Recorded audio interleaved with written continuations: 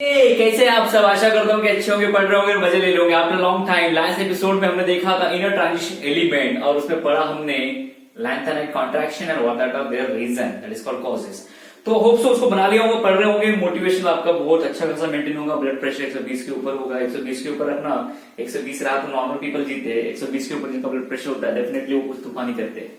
तो अब ये दिसंबर चल रहा है और आज की डेट है पता नहीं क्या, मैं भूल गया, 1 दिसंबर है। देखो मजाक मजाक में पूरा साल निकल गया, अरे लास्ट मंथ है। इसके बाद आपके कुछ दिनों के बाद आपके यानी कुछ महीनों के बाद बोर्ड के एग्जाम रहेंगे। आशा करता हूँ कि एग्जाम अप्रैल में हो, फरवरी में ना हो। बहुत सारे लोग डिमांड कर रहे हैं तो आपके एग्जाम अप्रैल में या मई में हो। एक उल्टी उल्टी खबर आई है कि 21 मई से आपके एग्जाम होंगी, बट देखते कंफर्मेशन आने का, कंफर्मेशन आया तो अच्छा हो जाएगा। तो हमने लास्ट एपिसोड में देखा था लैंथेनाइट कॉन्ट्रैक्शन और उसका रीजन, आज देखेंगे, उसको कंटिन्यू करेंगे। हो सकता है कि ये लास्ट एपिसोड हो या इसके बाद और एक वीडियो हो आपका D block close, F block close. Okay, तो आज देखने वाले हमने देखा था, आपको पता है कि ये हमारा है पहला सा periodic table, happy periodic family. इसमें आपने देखा होगा पीरियड नंबर 4, 5, 6, 7 इसमें डील करते हैं डी ब्लॉक एलिमेंट में। पर पीरियड नंबर 6 में आपने देखा होगा यहाँ पे पहला एलिमेंट है ला, है ना, यहाँ पे पहला एलिमेंट है ला। और लाला के बाद कुछ 14 एलिमेंट को हमने प्लेस किया यहाँ पे, तो इसको हमने बोल दिया लैंथेनाइट सीरीज, है ना। तो लैंथेनाइट सीरीज यहाँ पे प्लेस कर दी। फिर ला के बाद अगर आप देखोगे तो यहाँ पे नेक्स्ट एलिमेंट आता है, 14 एलिमेंट तो यहाँ, उसके बाद ये लैंथेनाइट जिसका आईडी नंबर है 57। तो 58 से लेके 71 तक यहाँ है, तो 72 वाला एलिमेंट कहाँ पे होगा, यहाँ पे होगा, 72 एलिमेंट यहाँ पे। तो 57 के बाद 72, फिर उसके बाद कंटिन्यू चलती है। तो आपने 6 पीरियड का जो देखा होगा एलिमेंट, 6 पीरियड में 10 एलिमेंट देखना होगा आपने, लाला, हनी, टवरे, ऐसे चलता है। स्टार्टिंग में 57, 50, ये 72 एंड देन 73, इस टाइप से चलता है। इस टाइप से आपने देखा होगा। तो क्या हो गया, हमने जैसे देखा कि लैंथेनाइट यहाँ के एलिमेंट हमने देखे और हमने देखा लैंथेनाइट में सेरियम से लेके जब हम लुटेटियम तक जाते हैं तो एटम का साइज क्या होता है, डिक्रीज। तो जब एटम का साइज डिक्रीज होता है तो लुटेटियम के बाद कौन होता है, हाफनियम। लुटेटियम का आईडी नंबर है 71। तो देखो 58 यानी 57 लैंथेनाइट में। तो अब लैंथेनाइट से सेरियम से लेके लुटेटियम जाएगी, एटम का साइज क्या होता है, डिक्रीज। तो लैंथेनाइट का एटॉमिक साइज इतना बड़ा है तो लुटेटियम का इतना सा होगा। लुटेटियम का एटॉमिक साइज कितना है, इतना होगा, इतना। ये 71 है इसका लुटेटियम का। तो मान लो कि लुटेटियम का एटॉमिक साइज इतना है, लैंथेनाइट का कितना, इतना है। तो 71 के बाद कौन आता है, 72। 72 पे कौन है, हाफनियम। तो हमने कंपेयर किया 72 के ऊपर क्या है, हाफनियम। तो हाफनियम का atomic size in terms of ionic radius हमने देखा लाला यानी एटम नंबर 57 और ये हाफनियम एटम नंबर 72, इनका सेम मिला। ऐसा क्यों हुआ, तो ध्यान से देखो, जब हम लाला से लेके लू तक हम मूव करें तो साइज क्या होगा, डिक्रीज। इनका atomic size decrease because nuclear charge increase. But lanthanum के बाद, ये लुटेनियम के बाद एटम नंबर जो 72 आ रहा है, ये डी ब्लॉक एलिमेंट है। ये डी ब्लॉक एलिमेंट है। और कौन सा डी ब्लॉक एलिमेंट है, ये 5d ब्लॉक एलिमेंट है। इसका मतलब सारे इलेक्ट्रॉन डी में जाएंगे। इसका मतलब इसके पहले कौन सा ऑर्बिटल आता है, 4 है। 4 ऑर्बिटल पूरा क्या हो जाता है, फेल। तो क्या हो जाता है, ये लुटेनियम के बाद जो हाफनियम है इसका एफ ऑर्बिटल कंप्लीटली फिल्ड हो जाता है, यानी शेल अगर भर गया तो नेक्स्ट सारे इलेक्ट्रॉन अभी शेल में जाएंगे। तो 4f और 5d में इलेक्ट्रॉन रिपल्शन होता है, इनका साइज बढ़ा जाता है। तो पाया गया, जब हमने देखा ये लैंथेनाइट कॉन्ट्रैक्शन होने के कारण लैंथेनम के बाद जो आता है हाफनियम डी ब्लॉक एलिमेंट में, इनका साइज सेम मिला हमें। मैं यहाँ पे थोड़ा सा क्लीन कर देता हूं, इसे समझने की कोशिश करो। जब लैंथेनाइट कॉन्ट्रैक्शन हुआ यानी सेरियम से लेके लुटेटियम सारे एटॉमिक साइज का 58 है, इसका कितना है, इसका है 71। इसके बाद कौन सा आता है, ये आपका 72 और यहाँ पे स्टार्टिंग में दैट इज कॉल्ड 57। तो इसका एटॉमिक साइज जितना हमने देखा स्टार्टिंग, सपोज करो 158 पिकोमीटर, ठीक है। तो जब इसका भी एटॉमिक साइज गिना तो हमें ये मिला 156 पिकोमीटर। तो देखो ये दोनों का एटॉमिक साइज हमें नियरली क्या मिले, सेम। बट देखो सेरियम से लुटेटियम क्या हो रहा था, एटॉमिक साइज डिक्रीज। ये ब्लॉक एलिमेंट है और ये दोनों कौन से एलिमेंट है, डी ब्लॉक एलिमेंट है। तो लैंथेनाइट कॉन्ट्रैक्शन होने के कारण लैंथेनम और हाफनियम का एटॉमिक साइज में क्या मिला, सेम। इनका एटॉमिक साइज डिक्रीज हो रहा था बिकॉज सारे इलेक्ट्रॉन एफ में जा रहे थे, तो साइज डिक्रीज हो गया। अब इसमें क्या होगा, इसका एफ ऑर्बिटल कंप्लीटली फिल्ड है और अब इसमें सारे इलेक्ट्रॉन किसमें जाएंगे, डी में, बिकॉज किसका एलिमेंट है, डी ब्लॉक का। ये कौन से पीरियड में आपको पता है, 6 पीरियड में। 6 पीरियड में यानी सारे इलेक्ट्रॉन किसमें जाएंगे, आपके 5d में जाएंगे।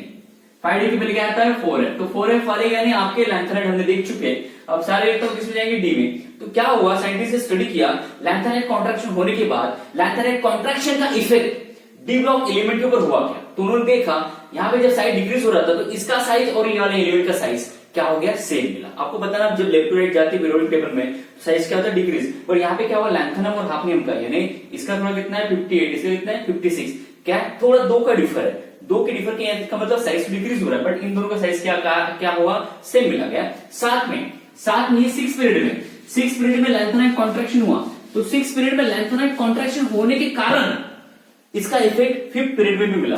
तो 5th पीरियड में कौन है आपको पता है, याकूब जरदारी, नयन मोंगिया का तमाकू, रॉयल रॉय की पैंट में सिल्वर का करा, ये 5th पीरियड में। और 6th पीरियड में कौन है आपका, लैंथेनाइट एलिमेंट, लाला हनीफ टौरे, ऑस्कर पाने वाले इराक के प्रथम ऑथर है। चेक करें ना एक बार, मैंने इनका नाम कैसे रन करने के लिए आपको टेक्निक बताई। तो इसका आईडी नंबर है दैट इज कॉल्ड 57, इसका आईडी नंबर कितना है 72। यहाँ के 14 एलिमेंट नीचे प्लेस किए, 14 एलिमेंट का एटॉमिक साइज डिक्रीज हुआ, बट इसका और इसका एटॉमिक साइज में क्या मिला, सेम। और ये लैंथेनाइट कॉन्ट्रैक्शन होने के कारण इनके साइज के ऊपर इफेक्ट मिला। बाद में ये जो लैंथेनाइट कॉन्ट्रैक्शन का इफेक्ट 5th पीरियड में पता चला। तो साइंटिस्ट ने भी स्टडी की कि इसके कारण और क्या इफेक्ट हुआ है, किसके एटॉमिक साइज सिमिलर मिला। तो उन्होंने देखा कि ये जो जर्कोनियम है, जर्कोनियम का आयनिक रेडियस और हाफनियम का आयनिक रेडियस सेम मिला। फिर ये नाइबोनियम और ये आपका टीए, ऊपर का एमबी नीचे का टीए, ऊपर का एमओ उसका नीचे वाला डब्ल्यू, और ऊपर का ये आपका टीसी नीचे वाला आरए, ये इनके आयनिक रेडियस क्या मिले, सेम। तो due to lanthanide contraction 5th and 6th element के ये पेयर ऑफ एलिमेंट, ये पेयर आजू बाजू वाले नहीं, ऊपर के नीचे, ऊपर नीचे ऊपर नीचे, ये एलिमेंट के क्या हो गए, आयनिक रेडियस सेम हो गए। इसी कारण लैंथेनाइट कॉन्ट्रैक्शन। तो लैंथेनाइट कॉन्ट्रैक्शन का इफेक्ट 5th पीरियड और 6th पीरियड में मिला, जिसके कारण ये दोनों के आयनिक रेडियस क्या हो गए, सेम। और ऐसे पेयर ऑफ एलिमेंट जिनके आयनिक रेडियस सेम होते हैं, उनकी केमिकल और फिजिकल प्रॉपर्टी क्या होती है, सेम होती है। ऐसे एलिमेंट को उन्होंने बोल दिया कि ये पेयर ऑफ एलिमेंट का लैंथेनाइट कॉन्ट्रैक्शन का इनका रेडियस सेम मिला, जिसके कारण ये दोनों same physical chemical property represent करने लगे। इसलिए ये पेयर ऑफ एलिमेंट को बोला हमने ट्विन्स एलिमेंट। तो इसको बोल दिया ट्विन्स एलिमेंट, इन दोनों को बोला ट्विन्स, इन दोनों, बस ऊपर और नीचे वाले को आप ट्विन्स बोल सकते हो, आजू बाजू वाले को मत बोलना, ठीक है। तो ऊपर वाले ट्विन्स एलिमेंट, ऊपर नीचे वाले को बोलना ट्विन्स एलिमेंट। तो बोर्ड में आता है 1 मार्क के लिए define twins element, give their example. MCQ में पहले नीट 2015 तक रहता था, which of the following element are twins, तो वहां पे ऑप्शन दे देते थे, आपको चूज करना पड़ता था। अब एमएससीटी में आता है, तो एमएसटी सीट के लिए प्रिपेयर कर रहे हैं, तो उसके लिए हम देखेंगे। तो इसकी डेफिनेशन 1 मार्क के लिए लिख के देता हूं, और विद इन एग्जांपल आप इसको कॉपी करेंगे। तो आइए इसको कॉपी करते हैं। तो कॉपी कर लो, रीड कर देता हूं। तो रीड कैसे कर रहा हूं, देखिए definition, a pair of element having similar property, कौन सी, फिजिकल एंड केमिकल, क्यों, due to similar atomic radius. तो ऐसे पेयर ऑफ एलिमेंट जिनकी एटॉमिक रेडियस सेम है, उनकी फिजिकल प्रॉपर्टी सेम हो जाती है, केमिकल सेम हो जाती है, ऐसे एलिमेंट को बोलेंगे ट्विन्स एलिमेंट। और ट्विन्स एलिमेंट कौन सी पीरियड में है, they are place in they are D block element of 5th and 6th period, 5वें और 6वें पीरियड की आपके डी ब्लॉक एलिमेंट जो ट्विन्स कहा गए। तो 5th में कौन है, याकूब जरदारी, नयन मोंगिया का तमाकू। 6th में कौन है, लाला हनीफ टौरे। तो ये ऊपर का इन दोनों को, स्टार्टिंग वाले को स्किप करना, ये उतना खास नहीं शो करते, पर यहां से जर्कोनियम, हाफनियम, नाइबोनियम, टैंटलन, मोलिब्डियम, टंगस्टन, टेक्टेनियम, रुथेनियम, ये यहां से करके, ठीक है ना। तो ब्यूटीफुल है, इनको आप कर लेंगे, काफी कर लेंगे, कॉपी कर लो, कॉपी भी बना लेना साथ में, अगर बोर मारना हो तो पी लेना। इतना लिखने के बाद अभी गाइस देख लेना, लैंथेनाइट कॉन्ट्रैक्शन का एक इफेक्ट हमें ये मिला, नंबर 1 कि लैंथेनाइट कॉन्ट्रैक्शन होने के कारण हमें ट्विन्स एलिमेंट मिला। सेकंड, लैंथेनाइट कॉन्ट्रैक्शन का इफेक्ट ये होता है बेसिसिटी। अब देखो ये सिलेबस में नहीं है, बट जो एमसीक्यू के लिए प्रिपेयर कर रहे हैं ना, एमसीक्यू एंट्रेंस एमसीक्यू जो भी जिसके लिए प्रिपेयर कर रहे हैं उनके लिए, तो लैंथेनाइट कॉन्ट्रैक्शन का इफेक्ट, एक तो हमें atomic and ionic radius same मिल गई, फिजिकल प्रॉपर्टी सेम शो कर दी, हमें एक लैंथेनाइट का इफेक्ट मिला। सेकंड, लैंथेनाइट के कॉन्सिक्वेंस क्या है, क्या दूसरे इफेक्ट मिले, तो इसका इफेक्ट पड़ा बेसिसिटी के ऊपर। तो बेसिसिटी का कंसेप्ट कैसा, आपको बताया ना, कोई भी एलिमेंट के साथ अगर हाइड्रोक्सी ग्रुप है, कोई भी एलिमेंट अगर अपना हाइड्रोक्सी ग्रुप क्या करता है, डोनेट करता है, जो डोनेट करते हैं अपना ओएल ग्रुप, उसको हम बोलते हैं बेसिक, उसको बोलते हैं बेस, और बेस को हम बेस शो करने वाले को बोलते हैं बेसिसिटी।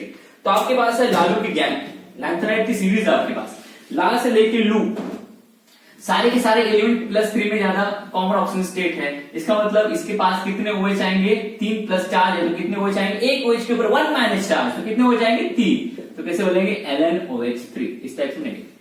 तो ये आपका लैंथेनाइड के हाइड्रोक्साइड है। अब इनमें से आपको पहचाना है कि कौन सा हाइड्रोक्साइड मोर बेस रहेगा, कौन सा लेस। तो पहला एलिमेंट है लैंथेनम हाइड्रोक्साइड, सेकेंड आता है selenium hydroxide and this continue that is called lutetium hydroxide. आपको बताना है कि पूरे ये लैंथेनाइड सीरीज में सबसे हाईली बेस कौन है और वीक बेस कौन है, किसकी बेसिसिटी सबसे ज्यादा है, किसकी बेसिसिटी कम है।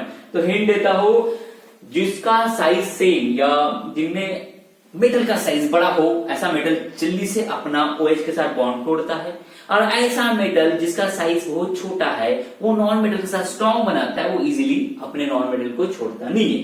तो अब बताओ, नहीं समझे? तो देखो ये लैंथेनम, इसका साइज बड़ा है, ये हाइड्रोक्साइड, तो लैंथेनम का साइज और हाइड्रोक्साइड का साइज ये बड़ा है, इसका साइज, तो इनमें डिस्टेंस क्या होता है, सेम। डिस्टेंस क्या होता है, लार्ज। साइज अगर बड़े होते हैं ना एटम में, दो डिफरेंट एटम में आपस में आ रहे, तो अगर साइज बड़े बड़े है, बड़े साइज वाले एटम क्या होती है, इन दोनों के बीच में दूरी होती है। जैसे दो अगर लड्डू लोग आके बैठ गए एक डेस्क पे, तो कैसा पूरा डेस्क वो ऑक्यूपाइड कर लेता है, तो छोटे छोटे लोग आए तो पास पास आ जाते हैं, आप समझ रहे होंगे। तो ये दो बड़े बड़े आइटम है, अगर दो आपस में बॉन्ड बनाएंगे तो इनके बीच में डिस्टेंस होता है लार्ज, तो अट्रैक्शन क्या होता है, कम। अट्रैक्शन क्या होता है, कम। डिस्टेंस ज्यादा है तो अट्रैक्शन क्या होगा, दोनों में कम, तो बॉन्ड क्या हो जाएगा, इजीली टूट जाएगा। जिसका बॉन्ड इजीली टूटा, इसका मतलब वो इजीली अपना OH को डोनेट करेगा, वो क्या कहलाएगा, मोर। तो ये आपका हो गया मोर बेसिक। ल्यूटेटियम, आपको बताना लैंथेनाइड से लेकर ल्यूटेटियम साइज क्या डिक्रीज, इतू सा है ल्यूटेटियम, अब इसके ऊपर +3 चार्ज है, और ये हाइड्रोक्साइड का, ये आपका अनायन, इसका साइज इतना बड़ा, तो यहां लगता है फजन रूल। फजन रूल, फजन क्या बोलता है कि अगर कोई पॉजिटिव एलिमेंट है जिसका एटम का साइज बहुत ही कम है और ऊपर से हाईली पॉजिटिव है, तो जब वो नेगेटिव की तरफ अट्रैक्ट करता है तो स्ट्रांगली अट्रैक्ट करता है, उसमें बनता है बहुत स्ट्रॉन्ग बॉन्ड। तो ये हमारा ल्यूटेटियम बहुत ही छोटा है, इसके ऊपर बहुत ही बड़ा चार्ज है, तो ये स्ट्रांगली अट्रैक्ट होगा हाइड्रोक्साइड तरफ और स्ट्रॉन्ग बॉन्ड बनाएगा। और इसको बोलेंगे कि OH दे, तो ये देने वाला नहीं है, ये देगा नहीं, तो क्या कहलाएगा, वीक बेस। तो ध्यान रखना, बेसिसिटी क्या होती है, ला से लेके लू डिक्रीज होती है, इसका मतलब आपका lanthanum hydroxide is more basic than lutetium hydroxide. तो आपको ध्यान रखना, ये लिख सकते हो OH is strongly basic in nature, strongly basic in nature, ऐसा लिख लो, MCQ के लिए। Y lanthanum lutetium hydroxide is weakly, weakly की स्पेलिंग देख लो बाबा, weakly basic in nature, basic in nature, इस टाइप से लिख लो, ठीक है। इतना कॉपी कर लेंगे, 1 2 3 कॉपी। इसके बाद होता है colour of A block element. Colour of A block element, जैसे डी ब्लॉक एलिमेंट कलर कैसे शो करते हैं, डी ब्लॉक एलिमेंट होते हैं 5 ब्लॉक। 5 ब्लॉक पता है, 1 2 3 4 5, ये 2 ग्रुप में स्प्लिट होता है, एक होता है T2G ट्रिपली जनरेट और एक होता है EG। अगर डी में अगर अनपेड इलेक्ट्रॉन है तो ये क्या करेगा, लोअर डी से हायर डी ऑर्बिटल में इलेक्ट्रॉन जंप करता है, क्या करता है, DD। तो सिमिलरली क्या ए ब्लॉक एलिमेंट शो करेंगे FF, ये डी ब्लॉक के DD कर देता है, ब्लॉक वाले क्या शो करेंगे, FF। तो साइंटिस्ट ने देखा कि यस ए ब्लॉक वाले भी एलिमेंट क्या करते हैं, FF। क्यों करते हैं, बिकॉज उनके पास क्या होता है, अनपेड इलेक्ट्रॉन। तो ऐसे ए ब्लॉक एलिमेंट जिसके पास अनपेड इलेक्ट्रॉन है वो शो करेंगे FF ट्रांजिशन और दिखेंगे आपको कलर, बट कौन से रीजन में, विजिबल रीजन। विजिबल रीजन यानी जिन विजिबल रीजन का मतलब एक एनर्जी है, कितना, 350 नैनोमीटर से लेके 750 नैनोमीटर, कुछ कुछ टेक्स्ट बुक में 450 नैनोमीटर से 750 नैनोमीटर, तो इतनी एनर्जी, मोर वेवलेंथ लेस एनर्जी। तो ये लेस एनर्जी का यूज करके FF ट्रांजिशन जो कर लेगा वो कलर दिखाएगा, बट बोर्ड में कलर ऑफ ब्लॉक एलिमेंट है नहीं, तो पढ़ के कोई मतलब नहीं। बट मैं आप लोगों को कुछ बता देना चाहता हूं कि आप MCQ के लिए जो प्रिपेयर करें ना एंट्रेंस के लिए, वो लिख लेंगे नोट में कि कुछ एलिमेंट के पास ए ब्लॉक में ऐसे एलिमेंट है जिसके F ऑर्बिटल में 1 इलेक्ट्रॉन है, 7 इलेक्ट्रॉन है, 13 इलेक्ट्रॉन है, वो कलरफुल शो करने के बावजूद वो कलरलेस होते हैं। तो नोट कर लेना, those having F0, F1, F7, F13, F14 electronic configuration are colorless in visible region। ठीक है। अब कुछ लोग दांत खींचे होंगे, सर कैसे ये लोग कलरलेस, कुछ लोग बोलोगे yes definitely sir F0 colourless because F orbital में 0 इलेक्ट्रॉन ही नहीं है, तो क्या ये FF नहीं करेंगे शो, डेफिनेटली नहीं करेंगे, तो ये कलरलेस है, इसका समझता है। पर इसके पास तो है इसके f ऑर्बिटल में, f में पता है कितने ऑर्बिटल होते हैं? 1 2 3 4 5 6 7, एक इलेक्ट्रॉन है। तो एक इलेक्ट्रॉन इसके पास ये भी स्प्लिट होगा 2 ग्रुप में, नीचे 4 ऊपर 3, नीचे कितने 4 ऊपर कितना 3। तो यहाँ पे FF होना चाहिए, एक इलेक्ट्रॉन है तो FF होना चाहिए, बट मैंने क्या लिखा है यहाँ पे? Visible region. तो विजिबल रीजन का मतलब लेस एनर्जी, जितना ज्यादा वेवलेंथ उतनी एनर्जी क्या होती? कम। ये आपको पता है wavelength energy are inversely proportional to each other.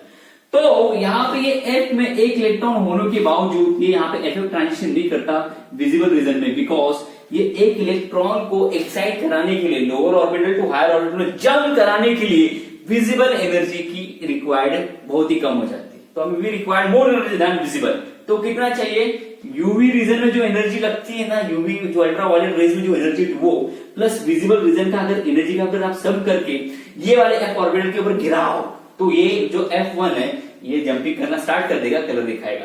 तो ये कलर कब दिखाएगा? F1 जब यूवी प्लस विजिबल रीजन की लाइट आप यूज करोगे, उसके ऊपर गिराओगे, उसके मेटल सरफेस के ऊपर, तब जाए।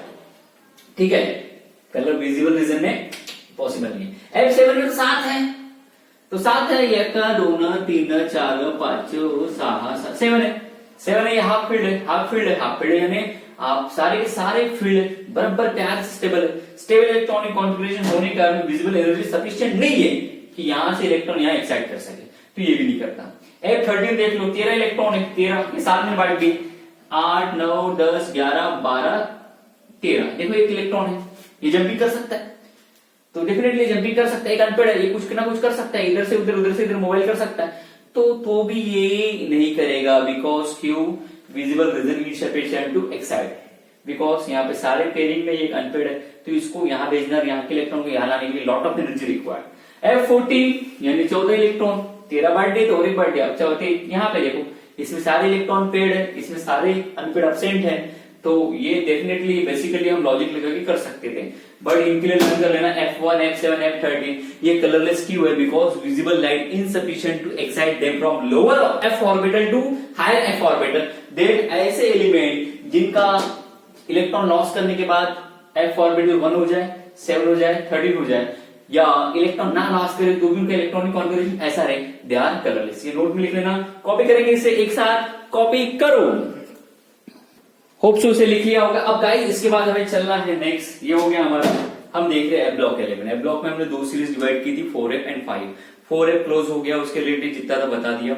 अब ध्यान रखना ionization energy of 4f series that is called lanthanide series. एक टेबल है आपके टेक्स्ट बुक में, वो स्किप कर दिया गया है नहीं। उसके बाद मैग्नेटिक मोमेंट कैलकुलेट करना आपको, किसका? एफ ब्लॉक एलिमेंट, कौन सा? 4f का। उसका एक टेबल दिया, उन्होंने खुद कैलकुलेट करके दिया, वो भी हटा के फेंक दिया। कहां से? सिलेबस से, तो हम उसको करने वाले नहीं। अब इसके बाद चलेंगे हम next, that is called 5f series. देखिए हैशटैग 5f सीरीज, और इस 5f सीरीज को बोलते हैं एक्टिनाइड सीरीज। एक्टिनाइड को हम दूसरा लिख सकते हैं एक्टिनॉइड, या इसको हम लिख सकते हैं एक्टिनॉन। कितने सारे इसके नाम है। तो आप समझ गए होंगे कि हम किस पीरियड की बात करने वाले हैं।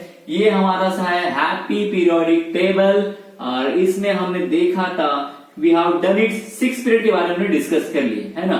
अब हम देखेंगे 7 पीरियड। 7 पीरियड में पहला एलिमेंट है एक्टिनियम या एक्टिनम। फर्स्ट एलिमेंट है एक्टिनम, और उसको फॉलो कर रहे 14 एलिमेंट जिनको उठा के रखा है हमने लैंथेनाइड के नीचे।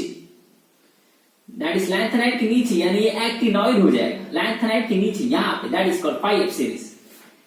तो ये हमारा ये एफ ब्लॉक का 4f सीरीज, और ये हमारा यहाँ पे 5f सीरीज। तो यहाँ के 14 एलिमेंट यहाँ पे इस कर दिए। अब why it is called as actinoid, या बता सकते हो मुझे, है ना। अब डेफिनेटली 14 एलिमेंट है, तो इसको फॉलो करें, इसको एक्टिनम को with respect to filling of electronic configuration and other physical property. तो इसका ऑर्डर फॉलो कर रहे हैं एक्टिनम का, ये 14 एलिमेंट, इसलिए इनका नाम क्या है? Actinium series. आपको कभी कभी टेक्स्ट बुक में ये actinide series is also known as transuranic element. This is known as also transuranic element. तो क्यों इनको ट्रांसुरानिक एलिमेंट कहा जाता है? बिकॉज आपका जो पहला एलिमेंट है एक्टिनम, इसका एटॉमिक नंबर पता है आपको कितना? 89। इसका एटॉमिक नंबर है 89। कौन सी पीरियड में? ये 7 पीरियड में। अब 7 पीरियड में बाद एटॉमिक नंबर कितना है? 90। थोरियम। तो ये थोरियम से लेके ललका लॉरेंसियम, एक साइंटिस्ट था लॉरेंसियम, 10th में पढ़ाऊंगा आपने पीरियोडिक टेबल में। इसका एटॉमिक नंबर है 103। इसको उठा के हमने कहा रख दिया पीरियोडिक टेबल के सबसे बॉटम में, सबसे बॉटम में। ये पहला यहाँ पे सबसे बॉटम में हमने इनको यहाँ रख दिया। तो देखो 89 के बाद 90 आता है, तो 90 से लेके 103 यानी एटॉमिक नंबर बढ़ रहा है, इनका मास भी क्या हो रहा है, डबल हो रहा है। तो इनका एटॉमिक मास बहुत हेवी हो रहा था, तो हेवी होने के कारण इन हेवी एलिमेंट को, ये 14 एलिमेंट हेवी एलिमेंट है, इस विद रिस्पेक्ट टू इनका मास, ये 14 एलिमेंट का मास बहुत ज्यादा हेवी हो गया था, तो ये हेवी एलिमेंट का नाम रख दिया ट्रांसुरानिक एलिमेंट। तो ग्रीक वर्ड यूरोपियन कंट्री में ये दिया है, तो ट्रांसुरानिक का मतलब होता है heavy element, transuranic is known as heavy element. तो ये थोरियम से लेके पूरे के पूरे एलिमेंट हेवी है, ये ध्यान में रखना। तो this is also known as transuranic element. Text में और एक लाइन होगी, कौन सी, 5 है, कौन सी, this is also known as rare earth element, this is called as rare element. अब रेयर का मतलब आप बोलोगे मिलता नहीं, मिलता नहीं, मिलता नहीं, ऐसा नहीं। ये अर्थ में इतना, अब यहाँ अर्थ जाने दो, अर्थ में हटा देता हूं, दिस एलिमेंट को नाम उन्होंने दिया है रेयर एलिमेंट। तो कितनी सारी हेडिंग इनकी। तो यहाँ पे जो रेयर एलिमेंट लिखा है, रेयर का मतलब मिलता नहीं, मिलता नहीं, ऐसा नहीं होता। ये किस रिस्पेक्ट टू बात कर रहे हैं, ये एलिमेंट में जब आप जमीन में इनको खोदोगे तो बहुत सारे मिलेंगे, बट साइंटिस्ट ने इनको रेयर एलिमेंट क्यों कहा गया कि ये मिक्सचर में आते हैं। तो मिक्सचर से जब केमिकल का यूज करके जब आप इनको निकालने की कोशिश करोगे तो ये बहुत कम अमाउंट में मिलते हैं। अगर ये 100% प्रेजेंट है, अगर आप उसको केमिकल का यूज करके भी निकालने की कोशिश करोगे तो हो सकता है कि आपको 10% वहां से वो निकल के मिल जाए। इसका मतलब आपने 100% में से सिर्फ 10% निकाला, 90% तो अभी भी निकल नहीं पाया, तो आपने इसको रेयरली, उसका रेयर पार्ट एक निकाला है, बहुत कम पार्ट निकाला है, इसलिए इसको क्या बोल दिया है, रेयर एलिमेंट। पर nowadays technology has been developed, हम 100% का 100% निकाल लेते हैं, और ये आपका लैंथेनाइड एलिमेंट यानी सॉरी लैंथेनाइड एक्टिनाइड एलिमेंट ठूस ठूस के भरा हुआ है और फंसे रहते हैं, इसको हम निकाल रहे हैं यार, यूज कर रहे हैं, आपको पता है ना, that is thorium, radio active element है। इसके बाद हम देखते हैं कितने क्या है, तो उसके बारे में हम डिस्कस करेंगे। क्या करेंगे, हेडिंग लिखेंगे बढ़िया, ट्रांसुरानिक एलिमेंट यानी क्या, आप लिख सकते हैं इसकी डेफिनेशन, डिफाइन ट्रांसुरानिक एलिमेंट। तो लिखेंगे element having atomic number greater than 19, the element having atomic number greater than 19 are known as transuranic element or heavy element। अब इसको फिर इसका मैं एक टेबल बना के देता हूं, आपको टेबल वैसे बनाना है, पहला कॉलम रहेगा एलिमेंट का, सेकंड एटॉमिक नंबर, तीसरा लिखेंगे इसका एक्सपेक्टेड इलेक्ट्रॉनिक कॉन्फ़िगरेशन, चौथा लिखेंगे इसका ऑब्जेक्ट इलेक्ट्रॉनिक कॉन्फ़िगरेशन। हो सकता है कि ये वीडियो आपको 2 पार्ट में मिले, ये पहला पार्ट और इसका दूसरा पार्ट, क्योंकि वीडियो ज्यादा लॉन्ग नहीं होना चाहिए और आप लोगों को बोर नहीं होना चाहिए। वीडियो देखते देखते चाय पी सकते हो आप सब। अब चाय और कॉफी पीते पीते ये लाइन लिख सकते हो। 3 लाइन लिख दिया मैंने, 3 में से 2 इंपॉर्टेंट है, पहली तो बकवास है, दूसरी इंपॉर्टेंट है और एमसीक्यू, एमसीक्यू के दूसरी और तीसरे एन मार्क के लिए, तो ये एमसीक्यू और ये 1 मार्क की डेफिनेशन, ठीक है। तो 5F सीरीज का मतलब क्या होता है, actinide, actinoid, actinon, transuranic rare, पूरी हेडिंग लिख दी, पकड़ पकड़ के लिखो। 5F series actinide, actinoid, actinon, known, known, ONE, non, transuranic rare element पर डेफिनेशन, और element in which last electron entering 5F subshell, ऐसा एलिमेंट जिसके आखिरी 4 और 5F सबशेल में इलेक्ट्रॉन जाएगा, उस एलिमेंट बोलेंगे एक्टिनाइड सीरीज एलिमेंट। अब उसके बाद कहां प्लेस किया है, they are place in the सबसे लास्ट वाला पीरियड यानी 7th पीरियड, और ग्रुप तो कॉमन है, third group and third group. Actinide series also known as transuranic element, आपको पता था actinide series also known as transuranic element, नहीं पता था, लिख लो। द एलिमेंट हैविंग, यहाँ पे ट्रांसुरानिक का मतलब क्या होता है, मैंने यहाँ पे लिख दिया है और वैसे थोड़ी देर पहले पढ़ किया है। The element having atomic number greater than 90 are known as transuranic element। तो ये छोटा सा इंट्रोडक्शन दे दिया मैंने, अब इसका हमें देखना है electronic configuration, expected and observe, क्या हमें सेम मिलेगा, क्या डिफरेंट मिलेगा। जानने के लिए कंटिन्यू करिए, सेकंड वीडियो में इसको कॉपी करिए। आइए कॉपी करते हैं, 1 2 3।